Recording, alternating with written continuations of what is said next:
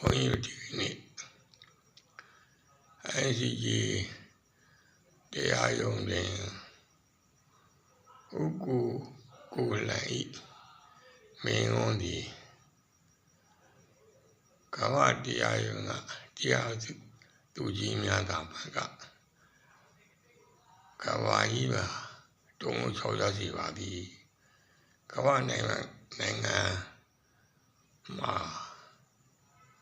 တုံး6ရောက်စီပါသည်ဒါကြောင့်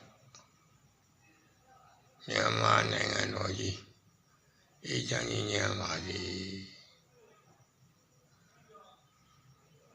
ကမ္ဘာကြီးကလည်းအေးချမ်းငြိမ်းချမ်းပါစေလို့ဘုန်းကြီးက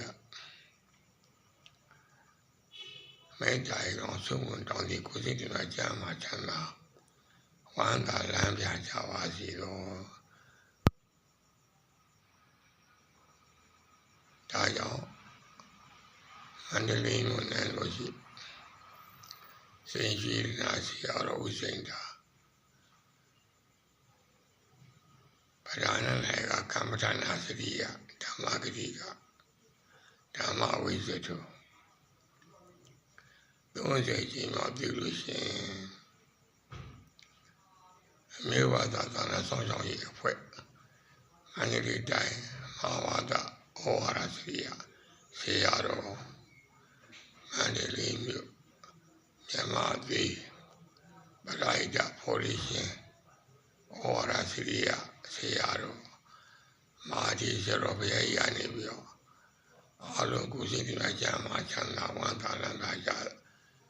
ပါစေလို့မေတ္တာတော်ဆုံးဝန်တောင်းပါသည်ဒါကြောင့်အလုံးပဲ everything that you pay very much may you always be happiness forever mega bala nirvana inside I don't know မြန်မာနိုင်ငံကြီးအေးချမ်းငြိမ်းချမ်းပါစေကမ္ဘာကြီးကလည်းအေးချမ်းငြိမ်းချမ်းပါစေဒီနေ့တော့တတော်ရီကိုစိတ်ကချမ်းသာချမ်းသာဝမ်းသာလမ်းပြရောက်မင်းရဖွင့်နေပါချမ်းသာဝရကြပါစေတော့